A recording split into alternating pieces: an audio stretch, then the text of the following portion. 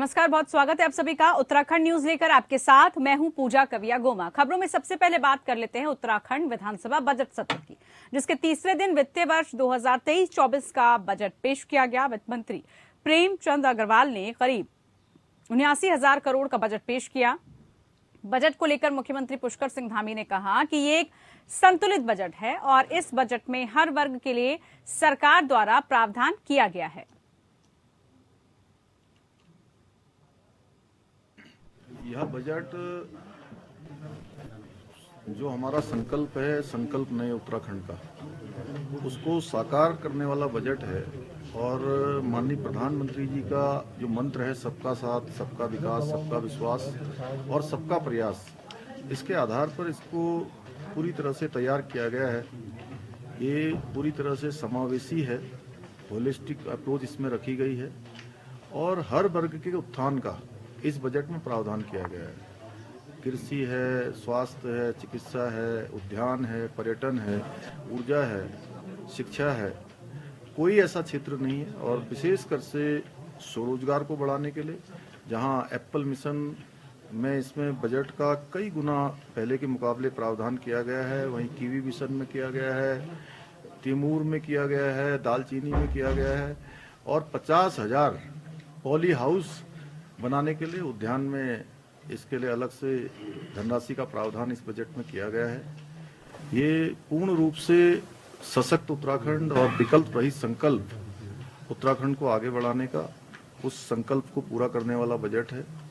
पहली बार इस बजट में हर विभाग का विस्तृत रूप से कहीं न कहीं विस्तृत रूप से सभी विभागों को इसमें समाहित किया गया है। इसी के साथ ही वित्त मंत्री ने कहा कि बजट में सभी वर्गों का पूरा ध्यान रखा गया है। स्वास्थ्य, शिक्षा के साथ ही कृषि और पीडब्ल्यूडी जैसे प्रमुख विभागों को सरकार ने बहुत अच्छा बजट दिया है। बजट में और क्या कुछ खास है, इसको लेकर हमारे संवाददाता ने वित्त मंत्री से खास बातचीत की। आइए आपको भी सुनाते हैं वित्त मंत्री ने क्या कुछ कहा। बजट को सर, पूरे बजट की अगर बात करें सर, तो आप बजट को किस तरह से देख रहे हैं? देखिए, बजट पूरी तरह से संतुलित है। अब आप देखिए कि हमने एक ऐसा बजट प्रस्तुत किया है जो हर वर्ग को इसमें साधा गया है। और आप देखिए कि जिस प्रकार से 77,407 करोड़ का ये बजट प्रस्तुत किया है, पिछली बार से लगभग 18% वृद्धि के साथ ये प्रस्तुत हुआ है। और हर वर्ग को इसमें, चाहे छात्र हों, चाहे हमारे असंगठित क्षेत्र हों, चाहे महिलाएं हों, चाहे युवा हों, चाहे कृषक हों, या हमारे अन्य जो भी वर्ग हैं, उसको हमने इसमें प्रोविजन किया है।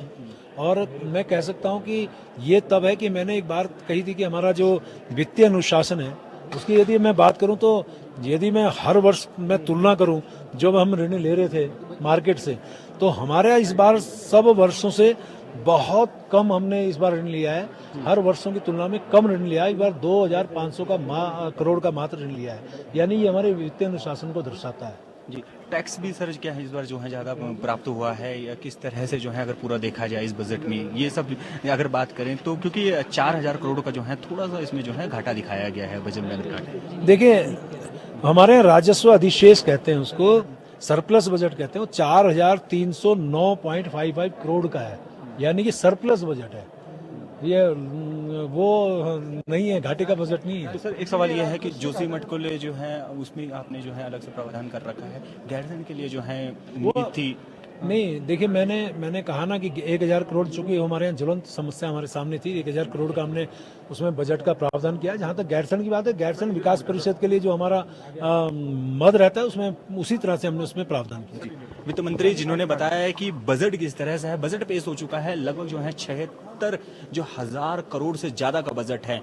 उम्मीद इस बजट से बहुत ज्यादा थी, युवाओं के लिए इस बजट में रखा गया है, रोजगार के लिए बजट में रखा गया है, स्वास्थ्य की बात किया जाए, शिक्षा की बात की जाए, तो हर वर्ग के लिए कुछ न कुछ इस बजट में अच्छा रखा गया है। अब उम्मीद है कि बजट को और बेहतर किस तरह से किया जाए। जिस तरह से वित्त मंत्री ने कहा है कि सरप्लस जो बजट है वो फायदे का बजट है, पर बजट को लेकर जो इंतजार था वो अब खत्म हो गया है। मेरे सहयोगी धर्मेंद्र के साथ में योगेश सेमवाल, एपीएन न्यूज, गैरसैंण। तो इधर विधानसभा के बजट सत्र के दूसरे दिन कांग्रेस विधायकों के निलंबन को कांग्रेस प्रदेश अध्यक्ष करण माहरा ने अलोकतांत्रिक बताया है। उन्होंने कहा कि विधानसभा अध्यक्ष ने जो कार्रवाई की है लोकतंत्र के लिए अच्छा संदेश नहीं है। विपक्ष के लोग मुद्दों को उठाते हैं और वेल में आकर विरोध करने की परंपरा रही है। कांग्रेस प्रदेश अध्यक्ष ने कहा कि जनप्रतिनिधियों को उनके दायित्व से वंचित करना लोकतंत्र में अपराध है और सदन लोकतंत्र के मूल्यों की रक्षा का सबसे बड़ा मंच होता है। चुने हुए विधायकों को विधानसभा से बाहर करने की ये घटना ठीक नहीं है।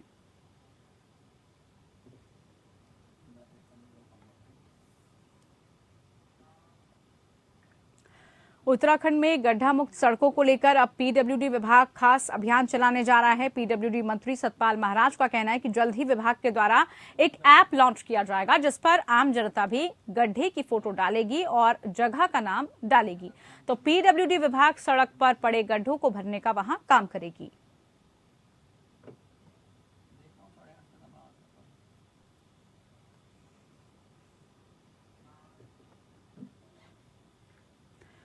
तो वहीं खटीमा विधायक भुवन कापड़ी की छवि खराब करने और रविवार की रात को उनकी गुमशुदगी की अज्ञात लोगों द्वारा पोस्टर लगाने के मामले में खटीमा कांग्रेस के वरिष्ठ पदाधिकारी और विधायक भुवन कापड़ी की धर्मपत्नी कविता कापड़ी ने एसडीएम खटीमा रविंद्र बिष्ट से मुलाकात की। इस मौके पर विधायक कापड़ी की धर्मपत्नी कविता कापड़ी और पूर्व ब्लॉक कांग्रेस अध्यक्ष बॉबी राठौर ने एसडीएम के समक्ष आक्रोश व्यक्त करते हुए कहा कि 24 घंटे की मोहलत के बावजूद विधायक कापड़ी की गुमशुदगी के पोस्टर लगाने वाले पुलिस की गिरफ्त में नहीं आ पाए। स्थानीय पुलिस इस मामले में कोई भी कार्रवाई नहीं कर रही है, जबकि साजिशन क्षेत्रीय विधायक भुवन कापड़ी की छवि को खराब करने का प्रयास किया गया है। इसके बावजूद भी पुलिस और प्रशासन की उदासीनता कई सवाल खड़े कर रही है। इसके अलावा उन्होंने कहा कि मीडिया से रूबरू होते हुए विधायक की धर्मपत्नी कविता कापड़ी ने कहा कि उनका खटीमा पुलिस और प्रशासन से विश्वास उठ गया है, इसलिए उन्हें न्याय के देवता गोलू महाराज की शरण में अपनी अर्जी लगाई है। अगर प्रशासन 2 दिन की मोहलत के बावजूद भी इस मामले का खुलासा नहीं करती तो वो न्याय यात्रा निकालकर भगवान से न्याय की गुहार लगाएंगी। खटीमा उत्तराखंड राज्य की जननी है और बहुत गलत परंपरा सत्ता पक्ष के लोगों ने यहाँ पर की है। 10 वर्ष तक गोपाल सिंह राणा विधायक रहे, कभी पुतले नहीं फूके। 10 वर्ष तक खटीमा के ही सीएम विधायक रहे, कभी किसी कांग्रेस के कार्यकर्ता ने, विपक्ष के कार्यकर्ता ने इनके जो है पुतले नहीं फूके। ये बहुत गलत परंपरा का निर्माण किया जाए और खटीमा के लोगों का और विशेषकर कांग्रेसियों का जो पेशेंस है आज देखने को मिला। अगर कांग्रेस के लोग चाहते तो हजारों हजार कांग्रेस के कार्यकर्ता खटीमा की सड़कों पर उतर के लॉ एंड ऑर्डर खराब कर सकते थे, लेकिन ये पेशेंस कांग्रेस के लोगों का ये बहुत गलत परंपरा है। इस परंपरा के हम बिल्कुल पुरजोर विरोध करते हैं। अगर ये इसका पटाक्षेप नहीं हुआ तो निश्चित रूप से सड़कों पर उतरा जाएगा। ऐसा किसी महिला के साथ घर पर रात को 12:30 बजे फोन करके विधायक की पत्नी को धमकाया जाता है, ये बहुत गलत बात है। जितना इसकी निंदा की जाए कम है। देखिए, एसडीएम साहब ने अभी हम एसडीएम साहब के पास आए, आज 11 बजे तक का हमने अल्टीमेटम दिया था कि अगर उचित कार्रवाई नहीं होगी तो जो है उनकी जो मिसेज है हमारे माननीय विधायक जी की धरने में बैठेंगी। यह कविता कापड़ी जी ने ये बात कही थी, लेकिन अभी एसडीएम साहब से हमारी बात हुई है। एसडीएम साहब ने सीओ साहब से, कोतवाल साहब से बात करी है और एसडीएम साहब कह रहे हैं कि एसएसपी और हम डीएम को भी बताएंगे कि खटीमा का लाइन ऑर्डर खराब ना हो, इसको चलते तुरंत कार्रवाई करने के लिए उन्होंने कहा है। और उन्होंने हमसे ये कहा कि परसों आप आइए, जरूर आपको न्याय मिलेगा और जो उचित कार्रवाई होगी वो परसों तक हम कर देंगे। अगर परसों तक कार्रवाई नहीं होती तो कांग्रेस पार्टी पूरे लाव लश्कर के साथ जो शासन प्रशासन के खिलाफ मोर्चा खोलेगी। तो इधर उत्तराखंड कांग्रेस की प्रदेश महिला अध्यक्ष ज्योति रौतेला ने पौड़ी पहुंचकर मृतका अंकिता भंडारी को अब तक इंसाफ न मिलने पर सवाल उठाए। ज्योति रौतेला ने कहा कि सरकार इस प्रकरण पर बिल्कुल भी संवेदनशील नहीं है, इसलिए फास्ट ट्रैक कोर्ट के समक्ष सरकार इस प्रकरण को नहीं पहुंचा पाई। जबकि अंकिता के परिजनों को मुख्यमंत्री ने आश्वासन दिया था कि मामले की सुनवाई फास्ट ट्रैक कोर्ट में होगी, लेकिन ऐसा अब तक नहीं हो पाया है। वहीं ज्योति रौतेला ने कहा कि अंकिता हत्याकांड में वीआईपी का नाम भी छिपाया जा रहा है, जिससे परिजन हताश है। विपक्ष में रहकर कांग्रेस इस प्रकरण को लगातार उठा रही है ताकि अंकिता को इंसाफ मिल सके। ज्योति रौतेला ने कहा कि भराड़ीसैंण के बाहर भी कांग्रेस अंकिता को न्याय दिलाने के लिए प्रयास कर रही है, लेकिन पुलिस का सहारा लेकर सरकार विपक्ष के सवालों से बच रही है।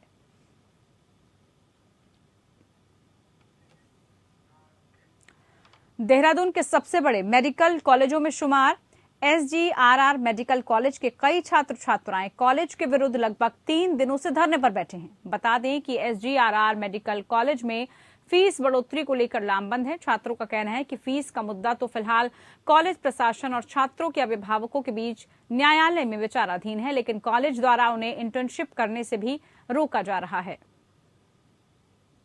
एक ही मुद्दा है कि आप हमारी इंटर्नशिप शुरू करो। हम फाइनल ईयर की परीक्षा हमने पास कर ली है सबने।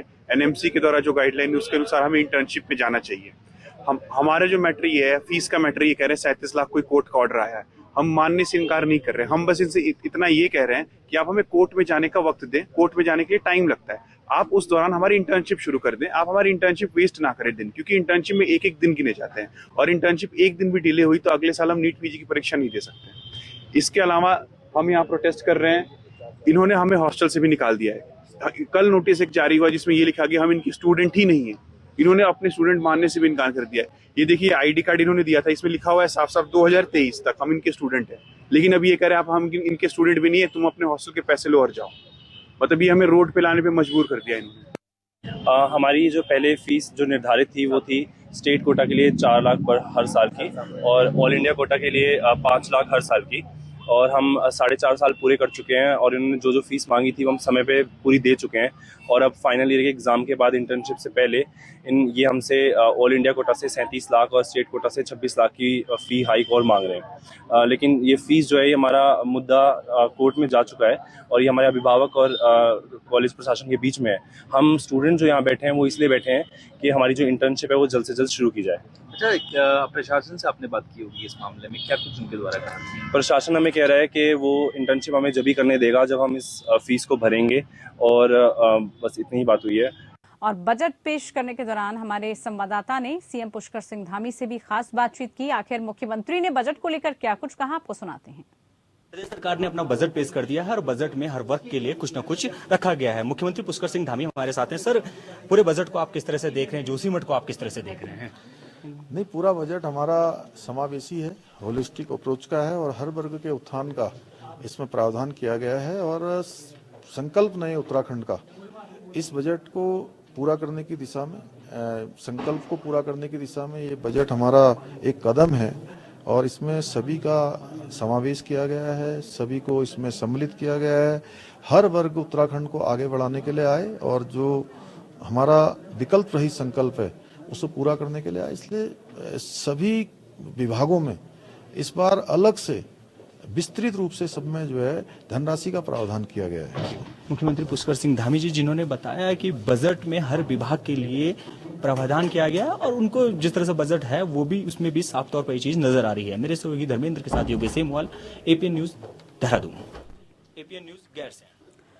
तो हाई स्कूल और इंटरमीडिएट की बोर्ड परीक्षा 16 मार्च से 6 अप्रैल तक आयोजित की जा रही है और इसको लेकर प्रशासनिक और विभागीय तैयारियां पूरी कर ली गई हैं। सभी परीक्षा केंद्रों के 200 मीटर के दायरे में धारा 144 लागू रहेगी।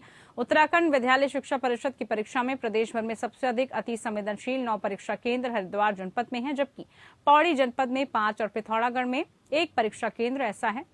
इस साल उत्तराखंड विद्यालय शिक्षा परिषद ने 83 नए परीक्षा केंद्र बनाए हैं। इस साल बोर्ड परीक्षा केंद्रों की संख्या 1253 है। इसको देखते हुए हरिद्वार पुलिस प्रशासन काफी मुस्तैद है। तो प्रदेश में कल से बोर्ड परीक्षाएं शुरू होने जा रही हैं। डीजी शिक्षा बंसीधर तिवारी ने बताया कि नकल विहीन परीक्षा संपन्न होगी। इसको लेकर सभी तैयारियां पूरी कर दी गई है। परीक्षा में नकल रोकने के लिए शिक्षा विभाग और प्रशासन की ओर से कड़े इंतजाम किए गए हैं। परीक्षा केंद्रों के आसपास 100 मीटर की दूरी तक धारा 144 लागू रहेगी। इसी के साथ प्रतिभागी छात्रों को डीजी शिक्षा बंसीधर तिवारी ने बधाई और शुभकामनाएं भी दी। इस बार करीब 2,60,000 छात्र छात्राएं 1,253 सेंटरों में परीक्षा देंगे।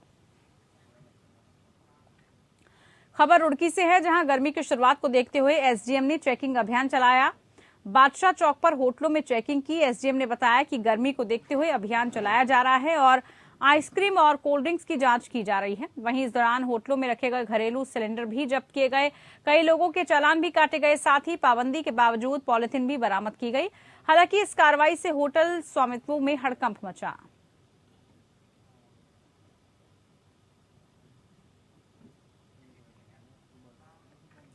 मीट विक्रेताओं में उस वक्त हड़कंप मच गया जब खाद्य सुरक्षा अधिकारी ने अन्य विभागों के अधिकारियों के साथ मीट विक्रेताओं की दुकानों पर छापेमारी की। इस दौरान दुकानों और आसपास में सफाई नहीं होने पर वरिष्ठ खाद्य सुरक्षा अधिकारी ने मीट विक्रेताओं की जमकर फटकार लगाई। दुकान स्वामियों को नोटिस जारी किया गया। इस दौरान उन्होंने कहा कि मीट विक्रेताओं को साफ सफाई का ख्याल रखने का निर्देश दिया गया है। अगर भविष्य में साफ सफाई नहीं पाई गई तो उन्हें सील करने का काम किया जाएगा। उत्तराखंड का लगभग 70% भूभाग वनाच्छित है। ऐसे में प्रदेश में गर्मियों के चलते जंगलों में आग लगने की आशंका आए दिन बनी रहती है। बीते कई सालों का इतिहास अगर उठाकर देखें तो उत्तराखंड के जंगल धू धू कर खूब जलते हुए नजर आए। हालांकि वन विभाग जंगलों में लगने वाली आग को लेकर मुस्तैद जरूर दिखाई देता है, लेकिन इतने बड़े भूभाग में जंगलों का होना एक परेशानी का सबब जरूर बन जाता है। वन विभाग की तरफ से कहा गया है कि इस साल हमने जंगलों में लगने वाली आग को लेकर पहले ही अपनी तैयारियां पुख्ता कर ली है और ग्राम प्रधानों के साथ साथ क्षेत्रीय जनता को भी अपने साथ जोड़ने का प्रयास किया गया है ताकि आग लगने की घटना को गंभीरता से लेकर विभाग को तत्काल सूचित किया जाए, जिससे मौके पर आग पर काबू पाया जा सके। हल्द्वानी में सुशीला तिवारी राजकीय चिकित्सालय की ओपीडी में आने वाले मरीजों को निःशुल्क दवाइयां मिलने लगी। पहले दिन ENT, dental surgery, neuro, skin आदि से संबंधित 667 मरीजों को निःशुल्क दवाइयां वितरित की गई। बता दें कि चिकित्सा शिक्षा मंत्री डॉक्टर धन सिंह रावत और स्वास्थ्य सचिव के दिशा निर्देश में डॉक्टर अरुण जोशी, प्राचार्य राजकीय मेडिकल कॉलेज ने विभिन्न विभागों के विभागाध्यक्षों और फार्मेसी विभाग के सहयोग से ओपीडी में आने वाले मरीजों को निःशुल्क दवाइयां मुहैया कराने के लिए पहल की, जिसके चलते बीते मंगलवार से ओपीडी मरीजों को निःशुल्क दवाइयां मिलने लगी। जल्दी ही स्वामी राम कैंसर संस्थान में भी ओपीडी में आने वाले मरीजों को निःशुल्क कैंसर की दवाइयां मुहैया कराई जाएगी, जिसके लिए फार्मेसी को खोलने का स्थान चिन्हित कर दिया गया है, जिसका लाभ कैंसर रोगियों को मिलेगा। चलिए इसी के साथ उत्तराखंड न्यूज में फिलहाल के लिए इतना ही। नमस्कार।